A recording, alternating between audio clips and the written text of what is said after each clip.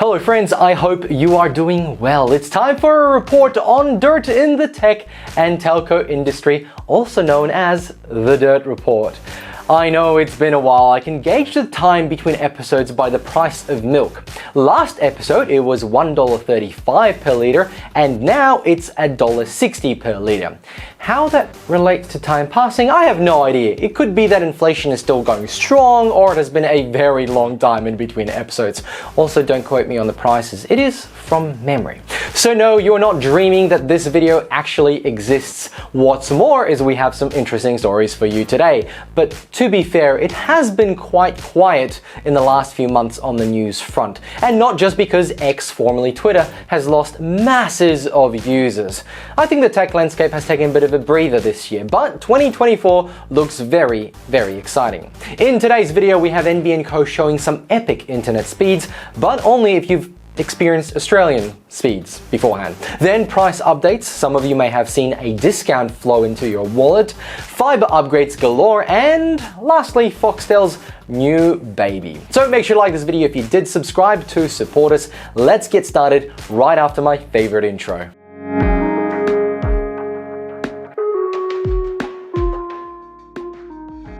You remember many months ago, the NBN signed a deal with Nokia to test out their 25GS PON multi-gigabit technology platform.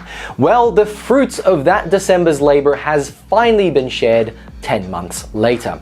This week, NBN Co showed off what could be possible with today's technology. Utilizing its existing GPON technology, NBN Co was able to achieve speeds of 8 gigabits per second symmetrical, which is a word we don't often hear amongst NBN topics anyway. But more impressively, they managed 20 gigabits a second on the XGS PON technology, which is actually impressive. NBN Co said during the field trial, NBN Co and Nokia were able to achieve speeds of 8 gigabits symmetrical on XGC PON and 20 gigabits per second symmetrical on 25GS PON, a new Australian record for a passive optical network. Great results for sure, and record-breaking at that. But let's take a step back as we do. Of course, the speed is limited by the back-end hardware. If you have fiber optic cables, you have data that is traveling at the speed of the fastest thing in our universe, light. How quickly you manage light at each end of the optical cable will dictate your speed. But what did NBN Co put into the ground instead of fiber? Copper.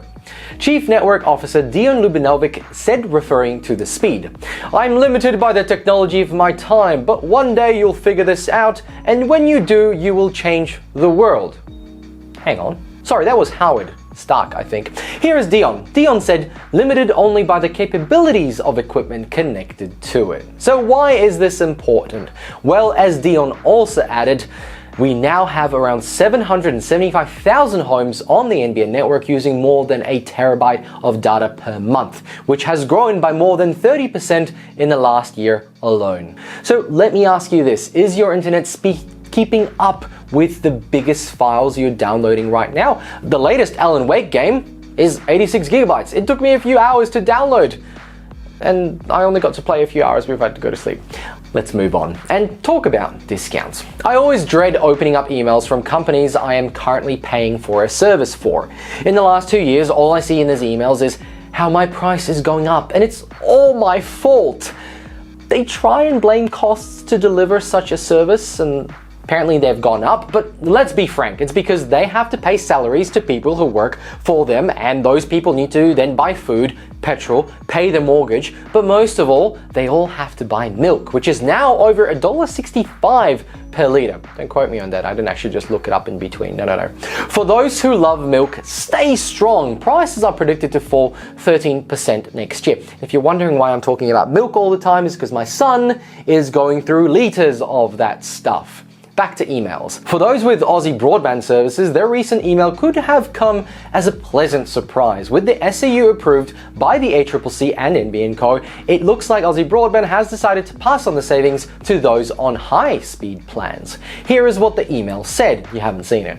Why is this happening? In recent months, you may have heard about the review and variation of NBN's special access undertaking, SAU. Thanks for clarifying. The SAU sets the industry standard for wholesale pricing, including own structure for NBN plans until 2040. Throughout the drawn-out process of developing this new SAU, we have been championing our customers, including the need to make high-speed internet more accessible and affordable. NBN's newly arrived SAU supports this, resulting in a reduced cost for our higher speed plans, yours included. For us, it was a no-brainer to pass the savings on to our customers. So, if you're on a higher plan, all bar and above the 50 down plan, then you will get a slight reprieve per month from now on. Great news all around for those on higher plans. And so Aussie Broadband seems to be riding the high horse PR bandwagon. Not bad. And look, while I have you here, if you do want to sign up for a new NBN plan and you're a new customer to Aussie Broadband, use my link below to get $50 off your first month. Always helps. Let me know below if you got your discount from Aussie Broadband. Keen to see how fast they released that email. Speaking of new pricing, let's talk about the SAU. There is a slight problem with the SAU. As mentioned over the last few videos, it is that there is a bump in price coming in the new year for all NBN wholesale plans, which means the savings we got today may not last very long, but there has been some changes. In the SAU, NBN Co has eliminated CVC charges on plans 100 down and above from December, then for all services in mid-2026. So the pain might last only a short little while. Also, under the new pricing structure, a new basic voice and data service will be offered at about half the price of NBN Co's existing entry-level broadband offer. Lastly, the wholesale price of 25 megabits a second and 100 megabits a second or faster speed services will also be reduced, offset by a small increase to the wholesale price for ding ding ding ding ding, the 50 megabits per second speed service. And that is because the 50 down plan is the most popular across Australia and so is the biggest money maker. Those on the 50 down plan are subsidizing the rest of us. Thanks team! Good on ya. The big takeaway though has been that NBN Co has been limited in how much cost it can recover over time. NBN Co is a service to the country and should not be a money-making scheme. Yes, pay for its own costs, but not be making massive profits. After all, we know better internet access adds billions to the economy and a few thousand to the CEO's paycheck, but that's a story for another day. Overall, the new SAU has been received well by the RSPs, and with some customers receiving a few dollars in their pocket, we could say it's a net positive after all. Let's move on. With prices on the rise, NBN Co is achieving big numbers on the upgrade side. Even though NBN Co missed their initial targets, the new headline is 5,000 premises are being upgraded to fiber each week. I would say that's huge. Here is what our CEO Stephen Rue said on the Comms Day Wholesale Forum. Through our Fiber Connect program, we've currently upgraded approximately 5,000 additional premises to fiber to the premise technology every week, and this has doubled since August 2023, as more footprint has become available and retailers have completed their processes, enabling them to ramp up volume of upgrades. We're extremely focused on driving volumes of Fiber Connect orders.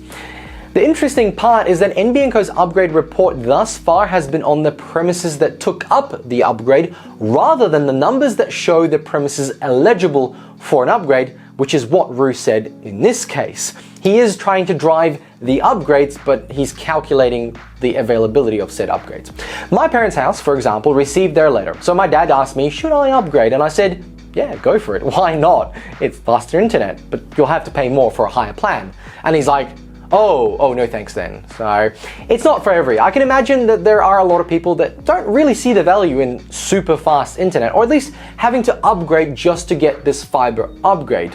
And you know what? Let me know below. If you've received your upgrade notice but chose not to upgrade, I'd love to know why, obviously apart from the money. To finish off, Rue also talked about the 5G product rollout to provide multiple options to customers. And I think even he has seen the writing on the wall, as every man and his dog mobile provider have 5G available. And Starlink is literally a cult at this stage.